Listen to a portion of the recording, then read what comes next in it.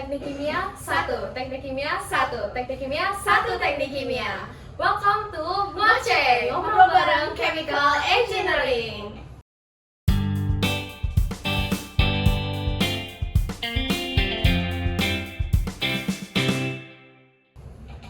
Halo semuanya, gimana nih kabar kalian di semester genap ini? Dengar-dengar ada yang udah burn out sama kegiatan kampus ya? That's so true. Nah, so in this 6th episode, we gonna talk about something relate buat kita semuanya. Bener banget. I've been thinking about gimana sih caranya tetap waras di Tekim, atau mungkin ada trik buat ngejaga reaksi tetap stabil? Untuk menjawab pertanyaan tadi, langsung aja nih kita kenalan dengan pembicara kita. Please welcome Mas Nuno dan Mas Koko. Boleh dong untuk Mas Nuno dan Mas Koko kali ini kenalan dulu dan mungkin bisa ceritain dikit kesibukannya. Iya. Kenalin, nama aku Muhammad Mustika Jadi Kusuma. Biasa teman-temanku manggil aku Koko. Untuk kesibukanku buat semester ini ya berarti aku pasti kuliah terus ada penelitian bareng Mas Nuno kebetulan, terus ada besok kebetulan mau KP di bulan Juli insya Allah. Terus ada juga ngaslab sama ngasdos gitu, sama organisasi di HMTK. Oke, kalau buat Mas Nuno? Mungkin aku kenalin dulu sebelumnya, aku Nuno Pansandirsa, akrab dipanggil Nuno. Ini aku mahasiswa semester 6 dari Prodi S1 Teknik Kimia. Jadi di sini aku menjabat juga sebagai ketua himpunan, yang pastinya cukup sibuk lah dalam hal-hal yang sifatnya organisasi. Dan juga ya tadi yang dikatain Koko, sekarang lagi penelitian, kemudian juga lagi mau mempersiapkan buat kuliah praktek. Kerja praktek itu ya insya Allah secepatnya lah. Dan juga dengan beberapa kesibukan tugas-tugas besar lain lah, terutama kan sekarang akhir semester ya, akhir semester tugasnya banyak banget. Hektik banget ya Ca berarti. Oh iya, katanya nih Mas Nuno dan Mas Koko itu aktif banget di organisasi, terus nilainya juga tetap stabil. Emang iya ya Mas? Nah, kalau misal dibilang Afrika itu memang apa ya, pandangan dari orang-orang juga kan. Kita juga nggak bisa ngomong kalau misal kita juga aktif. Tapi kan kalau misal Mas Nuno kan kebetulan dia kahim kan, pasti emang muka organisatoris banget lah pasti. Kayak gitu. Tapi kalau lihatnya ya, kalau misalnya disebut nilai stabil, pastinya ada yang fluktuatif juga beberapa momen pasti. Terutama mungkin yang bisa dikatakan matkul-matkul yang berat itu pasti fluktuatif. Tapi ya alhamdulillahnya mungkin tidak sefluktuatif itulah, masih banyak hal-hal yang cukup stabil lah menurut aku sendiri ya. Itu aku bisa katakan mungkin banyak yang lebih stabil jika aku ngobrol sama teman-temanku, banyak yang lebih fluktuatif dari itu. Tapi bukan maksudnya aku merendahkan atau apapun, tapi aku melihatnya mungkin masih banyak yang sulit lah buat adaptasi, terutama kesibukan di akademik maupun di organisasi. Oke, jadi there's so much up and down ya Mas. Jadi sebelum kita masuk ke pertanyaan-pertanyaannya, aku penasaran juga sama cerita Mas yang aktif di organisasi ini dan dengan akademiknya yang jalan. Di kuliah teknik itu kan berat Mas, tugasnya banyak, laporannya numpuk. Walaupun di semester sekarang nggak ada laporan gitu. Laporan jatuhnya laporan penelitian, Oke. laporan kerja praktik. Susah ya. Tapi gimana Mas ini bisa sempat aktif organisasi? Gimana ceritanya bisa ngejalanin itu dari awal? Aku secara pribadi dari SMP, SMA sampai sekarang emang suka kegiatan organisasi. Dari latar belakang juga, alasan kenapa aku pertama berani masuk ke dunia organisasi adalah aku nyari tempat keluarga. Kasarnya aku nyari keluarga kedua gitu. Selain keluarga di rumah, aku pun nyari keluarga dari segi pertemanan yang sifatnya bisa membangun. Karena kan kalau kita misalnya berteman secara sosial aja, itu cenderung mungkin gak ada yang membangun ya. Itu cenderung lebih mengaktifkan segi sosial. Tapi dari segi pengembangan, menurutku organisasi adalah tempat yang tepat. Jadi dari SMP, SMA sampai sekarang mungkin aku memberanikan diri lebih jauh lagi, ditambah kesibukan yang lebih berat. Tapi aku nyoba tetap ngestabilin bahwa organisasi ini sifatnya kalau misal kita sekali terjun ke dunia organisasi, jangan sampai lepas dari dunia organisasi. Karena pembelajarannya sekalinya stop, itu katakan kayak buyar gitu loh ilmunya.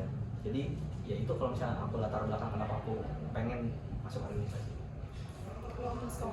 Kalau aku sih lebih ke waktu ini, aku tuh lebih ke butuh butuh organisasi. Waktu pas masa pengadaran di, kan kebetulan aku angkatan 22, di pengadaran angkatan 22 tuh emang aku tuh sadar gitu loh, emang butuh caranya gimana public speaking, gimana cara kita komunikasi. Itu tuh ya udah, gimana yang aku bisa dapat di situ, ya udah aku pengen di organisasi itu biar dapat soft skill yang bisa aku dapat kayak gitu. Soalnya yang aku pikirin semua tuh nggak tentang nilai doang, kita perlu adanya suatu soft skill di situ, seperti itu. Tapi kalau boleh jujur nih Mas, dari pengalaman Mas Nuno sama Mas Koko, apa sih hal yang paling berharga gitu yang didapetin sewaktu Mas aktif berorganisasi? Apa tuh? Aku dulu aja lah. Oke. Kalau hal yang paling berharga yang menurutku jelas apa yang aku cari, yaitu adalah keluarga. Di situ banyak momennya menurutku membekas memorinya, mau itu yang menurutku cenderung apa ya, sebenarnya itu kayak sedih terus juga berkali-kali, tapi pun banyak hal-hal yang menurutku tuh memang justru itu membangun dan juga justru ngerasa kalau misalnya aku ada di posisi yang tepat, gitu, tempat yang tepat, aku bisa punya teman yang banyak, punya teman yang banyak ngasih saran, pandangan yang menurutku pun bisa jadi apa ya, hal-hal yang membangun buat diriku sendiri. Itu menurutku yang lebih penting. Soalnya kalau misalnya dari kita lihat hal-hal berharga kayak kemampuan public speaking dan sebagainya, menurutku itu bakal tidak kalah berharga, tapi bakal tetap nomor satu itu adalah keluarganya itu. Oke. Kalau dari Mas Koko? Ya kalau misal dari aku ya kan dulu, kalau misalnya emang boleh apa ya cerita sedikit, aku tuh dulu emang orangnya nggak bisa ngomong kayak gini, ngomong kayak gini emang. Ya karena aku sering lebih ke speak up ataupun lebih ke ikut kepanitiaan, jadinya aku ya lebih terbiasa lah jadinya kayak. Jadi kan apa yang ku cari, apa yang ku inginkan di organisasi itu ya setidaknya ada yang tercapai lah. Kalau misalnya emang ditanya apa ya, hal paling berharga yang didapetin, mungkin kalau misal kayak gitu ini sih lebih ke momen sih aku, momen sih. Di kalau misal aku punya jajaranku kayak gitu, mau ya jajaran gitu kayak lebih ke apa ya, bangga lah, sedikit bangga lah kebetulan. Nah, kayak gitu aja. Jadi masing-masing individu tuh berbeda-beda ya, sesuai dengan apa yang memaknai dan mereka butuhkan juga. Oke. Terus nih Mas, kalau dibikin skala nih dari 1 sampai 10, seberapa sulit sih menurut Mas Koko dan Mas Noni menjaga keseimbangan antara akademik dan organisasi? Di titik mana sih biasanya Mas Koko dan Mas Noni ini ngerasa kayak, aduh ini kayaknya udah mulai nggak stabil nih? Aku berani bilang 9. 9. Oke. Alasannya 9 kenapa? Karena menurutku ada hal yang dikorbankan. Jadi 9/10 ini memang sulit, tapi aku mengorbankan bukan dari dua hal itu. Aku mengorbankan hal yang sifatnya hiburan buatku. Contoh, aku sekarang mungkin cenderung lebih jarang buat main. Gak kayak dulu, mungkin aku dulu sering main kemana, sekarang tuh cenderung lebih minim. Tapi dua hal ini, organisasi dan akademik, itu tidak ditinggalkan. Makanya aku tetap bisa bilang itu 9/10, karena harus ada yang dikorbankan, tapi bukan dari dua hal tersebut. Kalau dari Mas Koko? Kalau dari aku ya sama, tapi sama sih 9/10. 9/10 juga. Kenapa tuh Mas? Karena apa? Karena emang aku pernah mengalami hal-hal yang kayak gitu loh. Maksudnya kayak semisal aku tuh kayak hampir mau ninggalin akademiku terus buat organisasi. Misalkan di kepanitiaan aku tuh kayak mau bolos nggak ya ini, soalnya udah pada fase capek di kepanitiaan, tapi emang harus ngerjain tugas, harus masuk kelas kayak gitu loh. Pun kalau tugas tuh waktu aku ikut kepanitiaan tuh dibilang keteteran enggak, tapi kayak rasanya capek banget kayak gitu. Mungkin udah ada kepikiran kuliah itu mengganggu organisasi. Jadi kuliah organisasi itu mengganggu akademik kayak gitu. Sempat kepikiran kayak gitu. Semua ada yang harus dikorbanin ya, Cak. Terus banyak yang bilang juga Mas, kalau makin aktif organisasi siap-siap aja nilainya makin turun. Menurut Mas itu mitos atau fakta? Terus mungkin pernah juga ngerasa akademik ini kayak mengganggu tanggung jawab di organisasi? Pertanyaan pertama fakta. itu bisa organisasi bisa mempengaruhi nilai, terutama bikin turun bener-bener menurutku. Tapi balik lagi tadi di awal sempat diobrolin juga kan tentang kestabilan nilai. Kalau pandanganku sendiri, aku orang yang cenderung kalau misalnya waktunya kosong nggak ada kesibukan, itu aku bener-bener leha-leha, jadi gak ngapa-ngapain. Tetap aja ujung-ujungnya aku ngerjain tugas di H-1 juga. Aku ngerjain tugas kadang di pagi sebelum siang dikumpulin, tetap gitu. Justru kalau misalnya ada organisasi, aku kadang bisa ngerjain tugas yang justru di awal. Kenapa? Karena aku tahu, oh misal dalam waktu 5 hari, 4 harinya 4 hari di akhirnya aku gunakan untuk organisasi. 1 harinya ini karena tugasnya lagi dikit kebetulan, itu aku pakai di hari pertama. Kalau misal benar-benar gak ada organisasi, itu tuh juga menurutku ya, malah jadi benar-benar ya udahlah, kita kuliah ada waktu 5 hari tapi tugas cuma 1 hari, ya udah aku ngerjain di hari terakhir, sisanya cuma aku buat pakai scroll TikTok, terus juga cuma buat main-main, ngobrol biasa. Jadi ya kayak menurutku gak membekas dan gak membentuk diriku menurutku ya. Oke, kalau Mas Nuno sendiri gimana? Aku sendiri jujur untuk hal-hal ini kan tadi Koko mungkin orang tua masih belum paham gitu organisasi seperti apa. Justru aku balikannya, aku apa-apa biasa memang ngobrol dulu ke orang tua, minta restu dari awal, kemudian juga kayak semacam store progress lah. Aku di organisasi udah gini, terus juga udah aku semakin bisa ngobrol di depan orang, karena aku dulunya benar-benar dicap orang yang gak bisa ngomong di depan orang banyak. Tapi karena aku masuk organisasi, kemudian juga orang tuaku pun pernah lihat lah video aku ngobrol atau orasi gitu, dia pun cenderung, oh ini ternyata Nuno udah berkembang kayak gitu. Nah makanya aku sampai sekarang bisa store lah progres aku udah segini dan itu disupport penuh oleh orang tua. Kalau misal buat teman-teman yang ngomongin itu cenderung memang lebih dikit, tapi memang ada aja 1-2 orang. Aku lihatnya kalau misal ada orang yang kayak gitu, itu balikin lagi ke sebenarnya dasaran masuk organisasi untuk apa nih?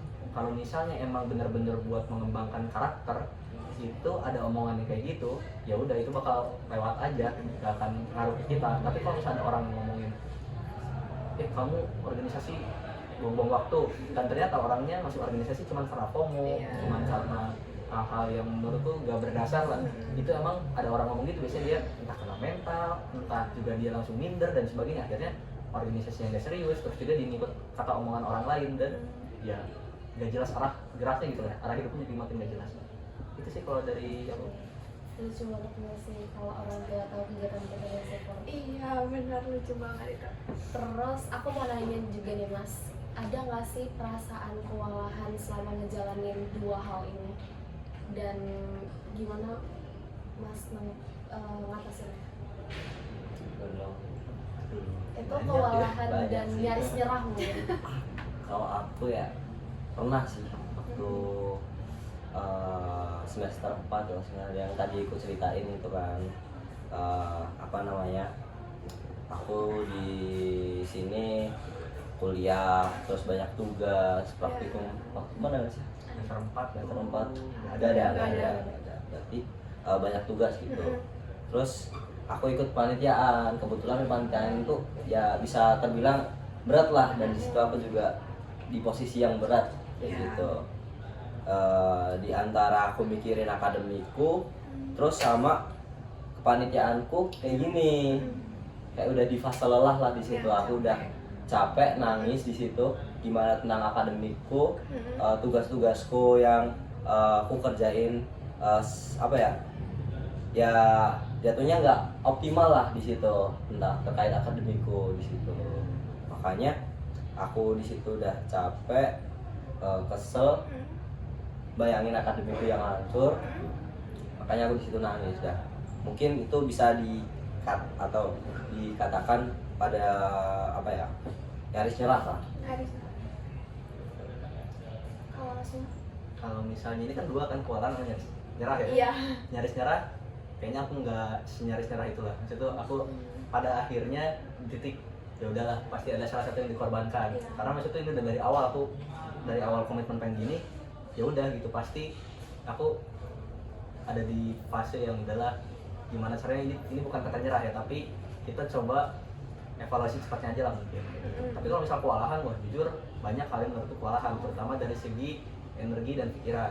Karena ya jelas lah, mikirin organisasi, akademik juga kayak gini, terus juga sama pikiran-pikiran lain, banyak itu. Makanya kewalahan tuh sering banget nyampe kos akhirnya cuman nggak ngapa-ngapain, langsung tidur, bangun pagi kampus lagi tuh jujur capek. Capek, ya. Tapi bukan artinya pas aku capek itu aku tuh langsung kayaknya waktunya aku menyerah, ngilang dari kampus, kuliahnya gini-gini aja, tuh nggak gitu kayaknya. Kalau aku langsung ya udahlah, kalau misalnya lelah udah balik kos, istirahat, bangun kampus lagi, terus juga ya aktivitas dan kewajibanku.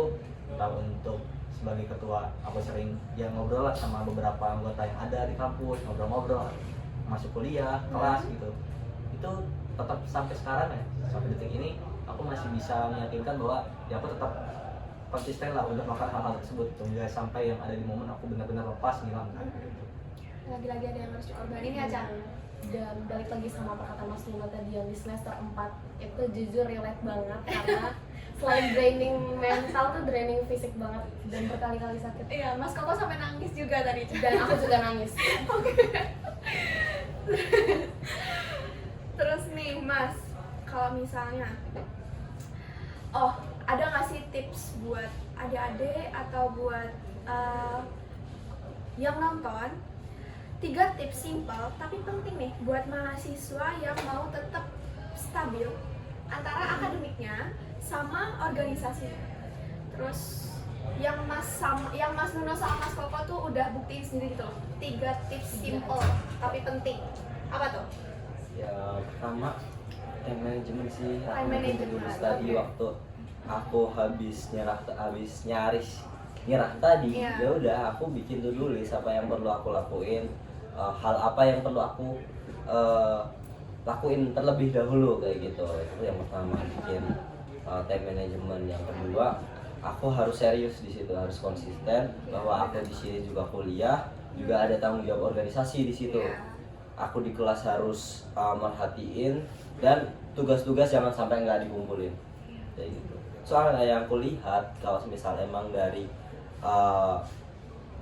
kuliah kayak gitu, itu yang paling tinggi untuk pembagian nilai itu ada di tugas sama UAS UTS.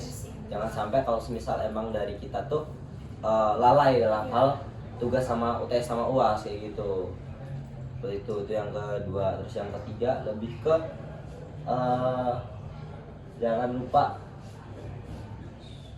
istirahat sebentar. Jadi biar pikiran tuh nggak terlalu stres gitu. Ya, benar banget. Kalau aku sebenarnya itu kan 3 hal yang Koko bilang tuh sebenarnya udah bener ya. Iya. Jadi aku sebenarnya nambahin poin aja, bukan artinya Oke. aku nggak setuju sama poin Koko, tapi aku nambahin poinnya Koko. Oke. Dimana menurutku yang pertama adalah benar-benar tahu gitu sistem pembelajaran ini yang paling efektif itu seperti apa. Soalnya aku bahkan masih banyak lah ngeliat teman-temanku yang struggle dari segi akademik. Jangan dulu kita bahas organisasi lah, akademik aja dia udah struggle sendiri gitu. Kenapa? Karena aku lihatnya dia masih bingung juga, ini gimana, ini gimana, itu gimana. Iya. Nah, itu yang kulihatnya kayaknya orang ini belum menemukan titik di mana dia tuh bisa paham secara cepat gitu. Iya. Entah metode belajarnya kurang bagus, entah juga dia masih belum bisa menerima sebanyak inilah tugas-tugas yang ada, materi yang ada dia belum menerima. Nah, menurutku yang paling penting itu juga bahwa sebagai mahasiswa, terutamanya fase mahasiswa baru, itu tuh benar-benar fase dimana udahlah kita sekarang cari tahu gimana cara kita belajar yang paling efektif. Itu menurutku. Yang kedua, kalau misal pengen sibuk di organisasi juga, ingin terlibat juga, tahu dasaran masuk organisasi ini sebenarnya pengen apa gitu. Ya kalau misal dari awal FOMO ya udah gitu, menurutku nggak akan sebanyak itu hal yang didapatkan. Tapi kalau misal dari awal ada yang ingin dapat teman seperjuangan, ada yang ingin dari awal bisa bersosialisasi, ada yang dari awal benar-benar pengen mengembangkan minat dan bakatnya, nah itu menurutku bisa jadi fundamental yang kuat gitu. Aku selama aku di apa-apa yang di organisasi, aku misalnya dikasarin atau misalnya mental kena, itu kalau misalnya aku tetap pengen jadi orang kayak gini kok, ya udah itu tuh bakal lancar-lancar aja. Dan juga nantinya yang ngebuat semangat mental itu masih ada. Jadi walaupun capek ya udah kuliah tetap bisa kuliah kok, kayak gitu. Terus juga yang ketiga adalah menurutku sebagai, karena tadi bilangnya adik-adik ya, adik-adik itu fasenya dimana mereka nih benar-benar cari jati diri. Iya. Harus tahu cita-cita pengen jadi apa berkuliah nih. Kalau misalnya kalian kuliah ingin jadi engineer, ya harusnya kalian tahu sebagai engineer aku harus dididik seperti apa.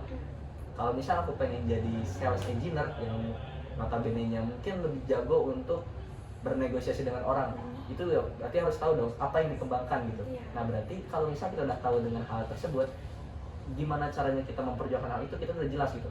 Aku pokoknya kalau misalnya kuliahnya aku nggak benar di organisasi, ya udah aku secara komunikasi bakal gini-gini aja, dan akhirnya aku nggak bisa juga jadi Iya. apa yang aku cita-citain dari awal gitu. Itu menurutku yang masih banyak ya.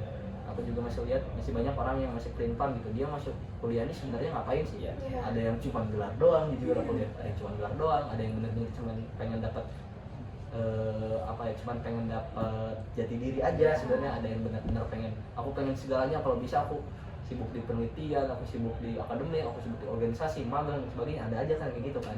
Itu resiko masing-masing, tapi ya paham juga kalau misalnya kalian ini benar-benar punya limitnya sendiri gitu, limitnya sendiri, dan walaupun kalian punya limit, bukan artinya kalian ini benar-benar dibatasi dari sebenarnya kalian ini harapan masuk kuliah ini seperti apa tuh, jangan sampai membatasi lah harapan kalian, tetap harapan setinggi-tingginya, tapi coba semakin menjurus lah kalau kalian tuh sebenarnya ingin seperti apa kuliah ini. Iya. Itu sebenarnya ya yang banyak lah aku omongin ke teman-temanku atau adik-adikku, biar sebenarnya lebih ke arah aja sebenarnya dia kuliah ini pengen ngapain. Terus ini tips yang banyak banget ya sih. Kita harus nentuin apa Tujuannya baru ngelakuin sesuatu gitu ya Mas. Ya. Terus aku mau nanya dikit Mas, mau nyinggung soal kompre. Ya apa? Itu dia tadi. Dengar-dengar nih, Dengar. Gak Apa tahu tuh, Cak? bener atau enggak. Apa tuh, Cak? Katanya Mas Tunu lulus kompre. Aduh. Bener gak Mas? Bener gak Mas? Kalau disebut lulus ya lulus, tapi kayaknya banyak deh yang lulus. Tapi nilainya bagus juga katanya. Ya alhamdulillah. Alhamdulillah. Boleh ceritain dikit dong Mas, itu gimana sih sistem kompre, terus kok bisa nilainya sebagus itu? Iya. Padahal katanya susah lulusnya aja susah, apalagi Oh. dokter yang bagus gitu. Kalau sebenarnya kan kompre ini benar-benar ujian komprehensif semua mata kuliah ya. Yes. Mau itu mata kuliahnya semester 1 kayak kimia Iya. dasar, bahkan sampai yang terakhir tuh perancangan pabrik, itu ada semua di situ. Itu memang biasanya kayak tiap materi itu ada masuk 1-2 soal masuk. Contohnya Iya. kalau nggak salah ini seingat aja 50 soal lah biasanya aku. Nah kalau aku ini benar-benar ya udah aku paham ini, aku selalu kalau belajar aku ini biasanya bukan ngapalin dari apa ya, cuman dari contoh-contoh soal, tapi aku biasanya baca juga fundamentalnya. Misal aku cuma baca satu contoh soal nih, misalnya soalnya A gitu, cuman jawabnya B, terus ya kali ini cuma berpatokan itu ke soal itu. Menurutku aku enggak, aku kalau misalnya ada soal itu aku cari tahu, oh misal kemarin aku masih ingat salah satunya ada tentang apa ya, runaway reaction kalau nggak salah gitu. Aku waktu itu kan masih bingung, "Wah, ini reaksi apa, gak pernah dengar." Tapi jawabannya tuh gitu di contoh soal. Ya udah aku pelajari runaway reaction itu kayak gini. Akhirnya pas ada soal yang kayak gitu juga tentang itu, aku kan bisa nalar gitu loh. Ini kan pilihan ganda kan. Oh, Iya. ini ternyata yang paling nyambung sama materi yang aku pelajari adalah hal ini. Nah, itu tuh banyak yang apa ya, yang kayak terlalu berpatokan sama ya udah aku belajar yang ada di contoh soal udah. Jadi cuma sebatas itu loh, belajar dari paham lagi. Oh, soal ini tuh dasarnya adalah ini. Jadi kan ya pas soalnya ada yang tiba-tiba, wah ini soalnya aku baru lihat nih. Ya udah itu kan bisa, wah nalarnya kemarin aku baca nih ternyata teorinya nyangkutnya ke sini nih. Ya udah aku cari jawaban yang menurutku paling make sense sama jawaban itu, ternyata ya alhamdulillahnya itu benar dapat poin. Keren banget ya, Cak. Berapa lama tuh Mas nyobainnya? Aduh, aku belajar conference sebenarnya 1 minggu tuh udah mulai belajar lah gitu. Tapi yang benar-benar aku push tuh emang di hari terakhir. Aku belajar sendiri sama teman-temanku yang ambil conference juga, belajar bareng di hari terakhirnya. Itu kita ya coba tanya jawab lah bareng-bareng gitu. Misal aku ngafalin soal-soal ini, teman-temanku ngafalin soal-soal ini, itu kayak tanya jawab gitu loh. Akhirnya ya lumayan, teman-temanku juga ada yang bagus juga nilainya gitu. Seminggu di sela-sela kesibukan berorganisasi. Gokil. Keren. Ini berarti one shot Mas setelah coba dong. Alhamdulillah masuk. Wih, keren banget. Oke. Dari tadi kita udah nyinggung banyak banget pertanyaan sampai ke pertanyaan terakhir nih, Cak. Udah Mas, terakhir Udah aja. pertanyaan terakhir aja. Apa mau 100.000? Lain kali aja. Oke aja Kalau Bang. kameramen siap, ayo. Oke, last question kali Oke, ya. last questionnya. Mungkin kita minta kasih pesan buat teman-teman yang nonton atau adik-adik lagi-lagi yang pengen nyoba ngembangin soft skill atau pengen nyoba aktif di organisasi tapi takut nih akademiknya tuh bakal keganggu. Mungkin Mas bisa ngasih pesan buat teman-teman. Gimana nih? Ya kalau dari aku pesannya ya kayak 3 tips tadi lah, lebih ke Oke.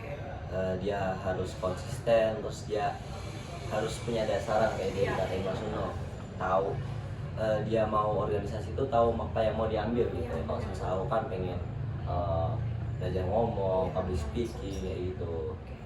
Nah kalau misal dari adik-adik ataupun teman-teman yang mau masuk organisasi tapi takut Akademik. akademik jeblok, ya udah tinggal gimana cara kalian bagi waktu buat organisasi ataupun akademis kayak gitu.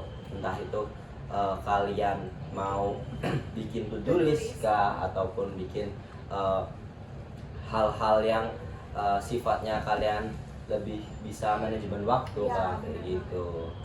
Terus kalian juga harus konsisten kayak gitu. Kalau misal kalian mau milih keduanya, ya udah kalian harus konsisten atas keduanya, Iya, jangan Mas. mengorbankan salah Iya satunya. benar kayak gitu. banget. Oke, kalau dari Mas Nana nih?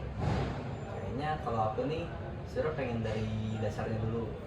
Ya kalau misalnya ada orang benar-benar pengen nentuin arah pilihan hidup nih, Iya. misal ada banyak pilihan hidup, dia pengen arah kemana, aku biasa benar-benar cari yang menurutku adalah hal yang aku sukai dulu sebelum aku mau ya.